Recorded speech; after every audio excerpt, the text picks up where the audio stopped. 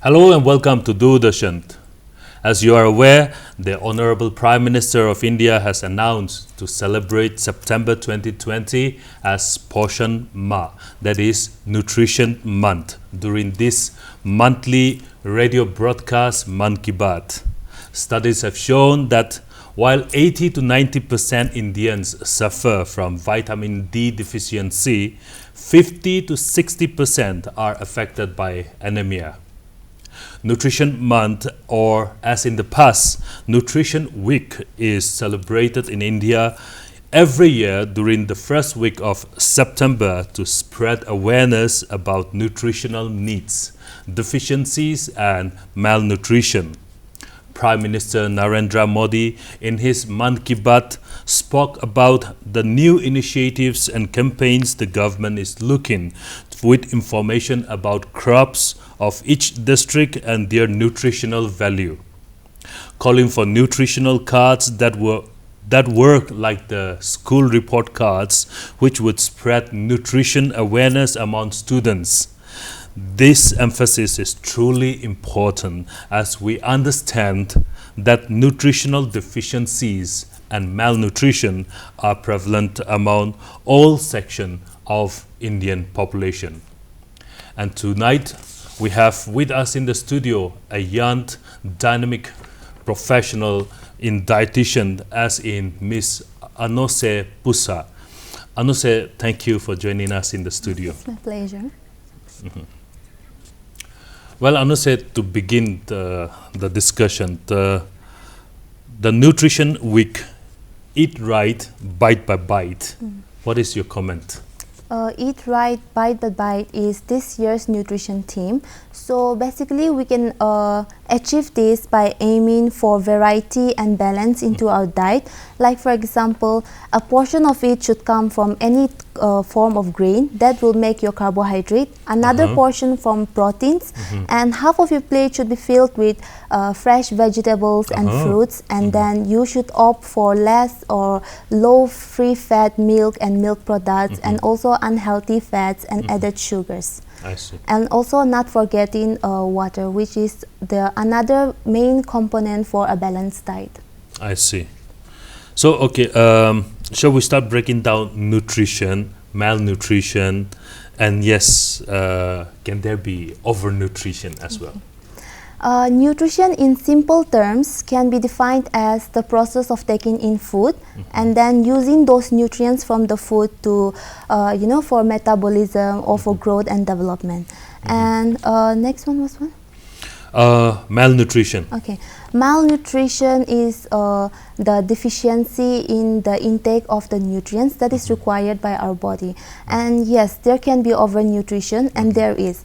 Like for an example, our Naga wrestlers, the mothers and the lactating, the pregnant and the lactating mothers, and also very few children who are on the growing stage.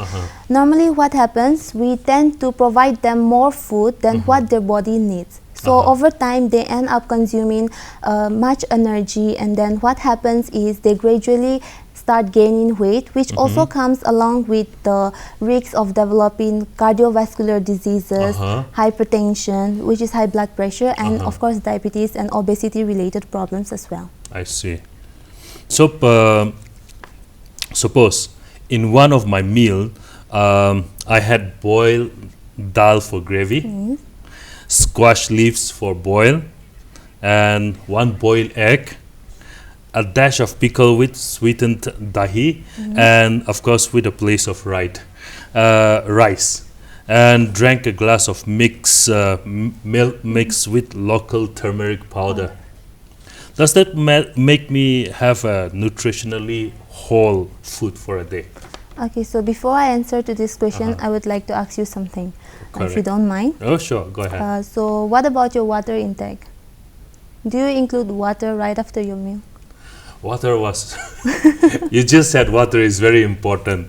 Yeah, we will take water now. Yes, exactly. But what happens is many of us, we forget about water. But we forget that water is one important main component, which is which comes under the components of a balanced diet. And so what will this water do? It will help to remove the toxins from your body. Okay. And also another question is, when you eat, do you eat, you know, to enjoy the taste of food or for pleasure, or do you eat keeping in mind to get enough nutrients from the food you are eating besides filling your stomach?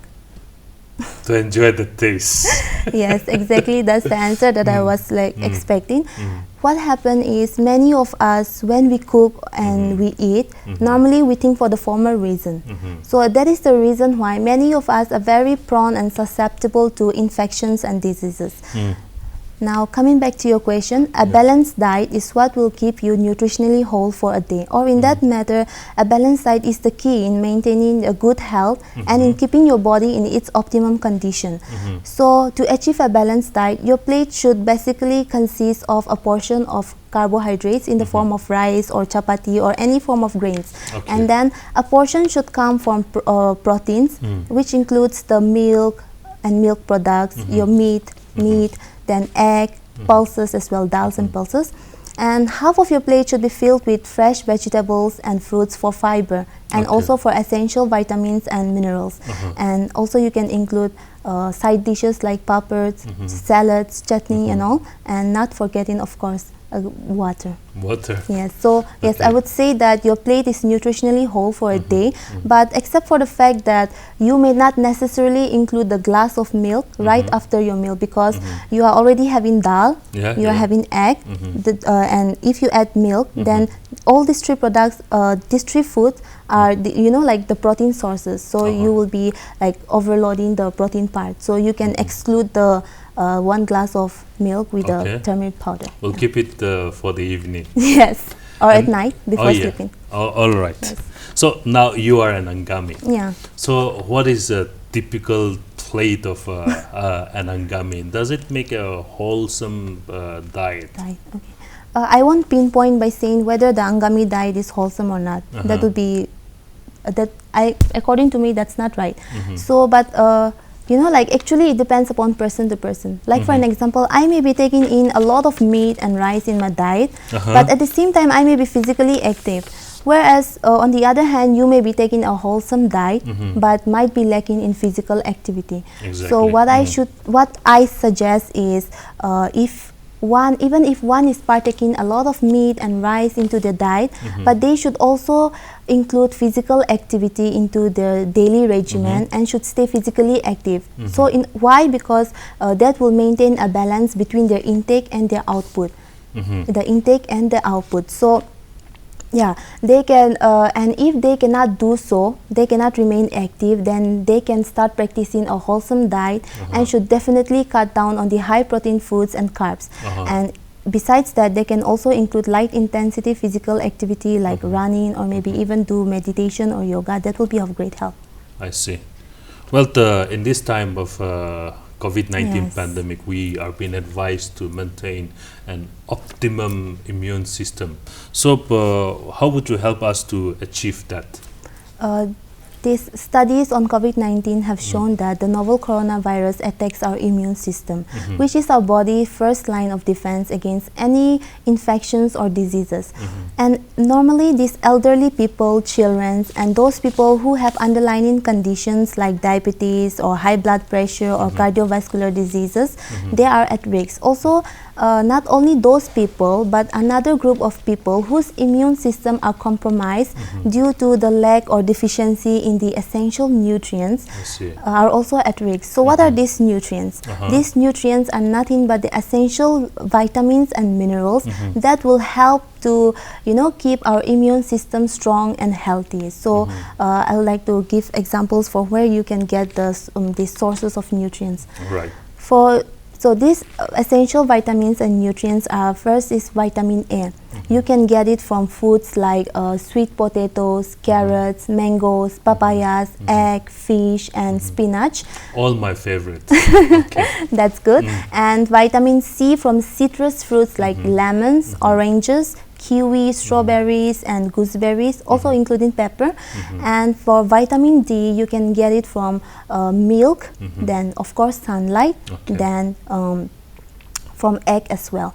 For vitamin E, you can get from healthy oils like rice bran oil, sunflower oil, and from nuts like almonds and peanuts and seeds like chia seeds. Whereas for folic acid, you can get it from red meat like pork, beef, mutton, then the liver of chicken and meat. For iron, minerals like iron, zinc, selenium, you can get it from red meat and seafoods, green leafy vegetables, iron fortified breakfast cereals, that is poha, which is the flattened rice. So we can get these essential vitamins and minerals from these food sources.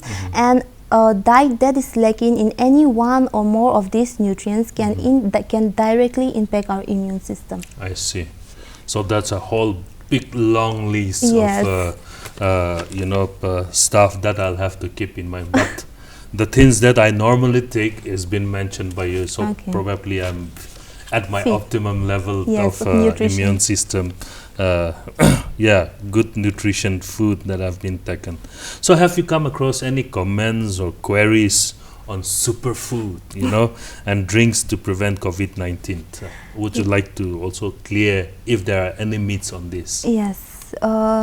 Most of the time, not most of the time, but just like, when during the times of COVID-19, some of my friends, my own family members, my relatives, and of course my clients, they normally ask me questions like, if we eat meat, will that, spread coronavirus, or will I get infected? Or if I take garlic, ginger, pepper, and all into my diet, will that help to cure COVID-19? And also there is another one which one of my friends recently asked me, and that was if eating these frozen foods or ice creams and all will spread coronavirus. So there are no such things. There are no scientific evidence that having these things, including these foods into our diet, can spread or prevent or cure coronavirus. But yes, of course, there are studies that proves that garlic, pepper, ginger, and all has antimicrobial properties, and they help our immune system. And basically, this pepper, if we add it into our diet, it will aid the digestion, and it will also help us to combat cough and cold. Yes, so including this into our diet can definitely help our immune system, but there are no such studies that this will cure or prevent coronavirus. I think that's one important point that we have to keep in mind. Yes. No superfood as of today to prevent or cure coronavirus, but keeping ourselves healthy and fit would be the key. Now, getting on to pregnant women,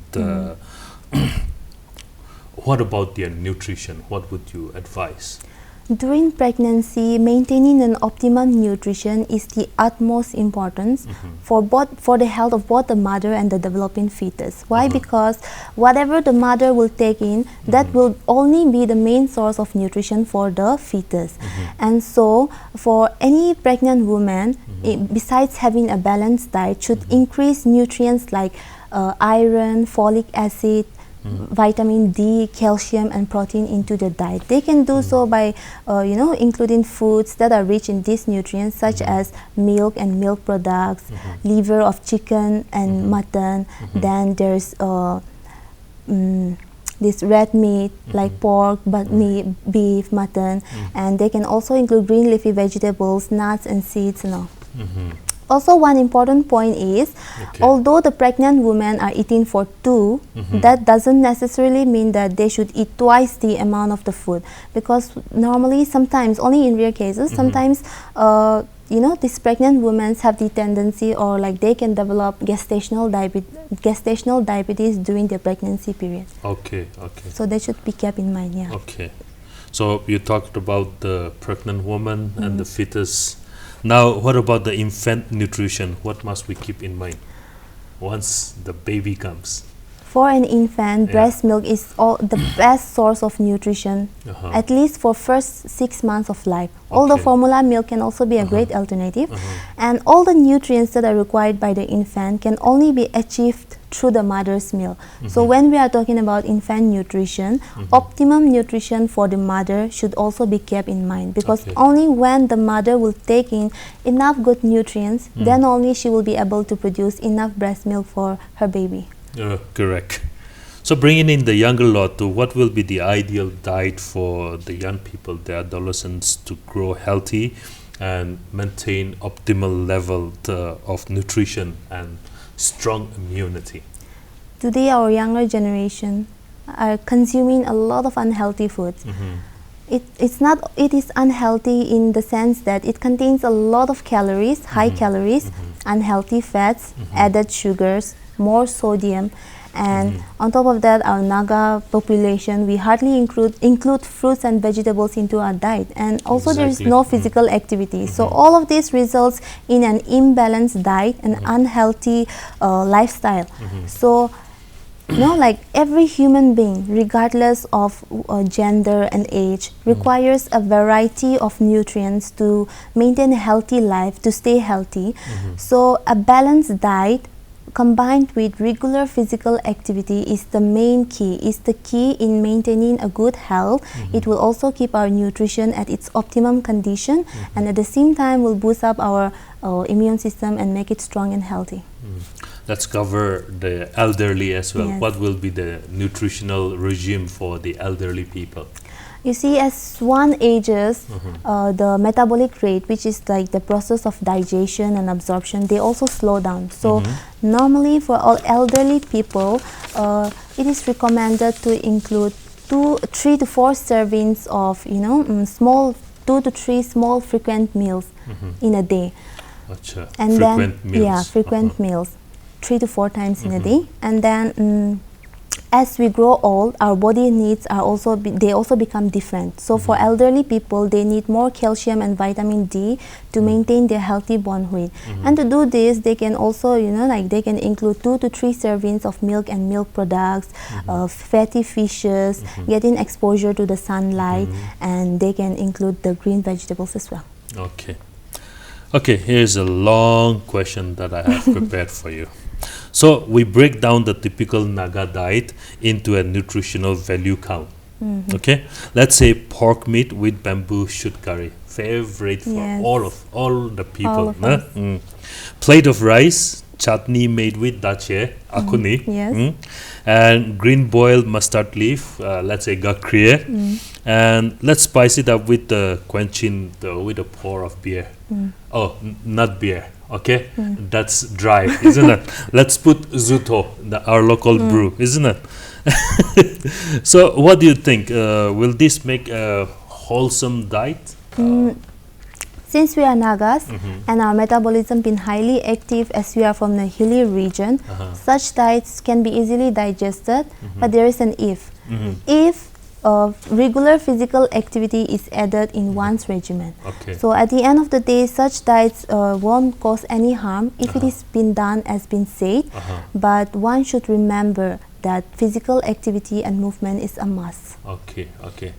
Well, dear viewers, you must keep this in mind, that eat what you want to eat what you get. But if you don't get the physical activity to complement the things that you eat, then it will all get converted into fats, right? Yes. And you will only bulge up like me. So we have a tendency, the people in the urban areas and the rural areas.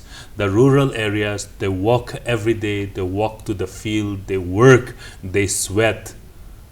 And so they have no problem eating good amount of salt, no problem eating good amount of milk and meat. But for us, people who live in the urban areas, we have very seldom opportunity to go out in the sun, no work, and we're just eating.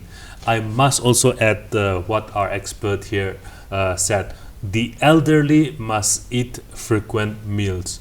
Don't eat like azidu sabji shibala se idu gana dam khailo. No. Aste olop khabi. Enega hoile ama baba khan karne, elderly khan karne bala se kushe. Idu gana itu morombra itu bishi mon digine yad kuri thagibe. So now, can stress and morbidity weaken immune system of a person, and how shall we handle such a situation? Yes, definitely. When we are overburdened with stress, it eventually weakens our immune system. Okay. And why? Because when we are stressed, the hormone corticosteroid is released, which suppresses the ability of our immune system to fight against the antigen. So this normally it can also like affect our immune system indirectly, because some people may use unhealthy approaches to deal or to cope up with their stress, like for example abusing alcohol and smoking and such. So these things are very important. And then ways to combat or to cope up with stress, it can be done in various ways. You can like either talk to someone, talk to your friend or anyone in the family and talk about your problems. That will help you relieve your stress and the burden that you are feeling inside. Or you can either eat healthy. You must eat healthy when you stress. Normally what happens when we are under stress, we tend to skip our food also. Skip our food. There's no appetite, So main thing is you have to eat well, eat healthy. So, next is like you need to get enough rest and enough sleep. When we are under stress, sometimes what happens, we like there's insomnia and all. So we have to get proper rest and sleep. And you can also practice meditation or do yoga as well. Yoga. So please talk to us about some diseases that is due to lack of proper nutrition, be it infants, adolescents, adults, or all age. Perhaps a recap.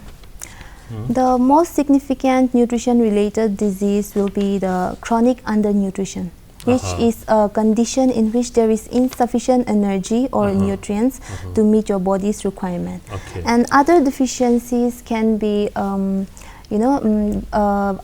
goiter due to deficiency of iodine.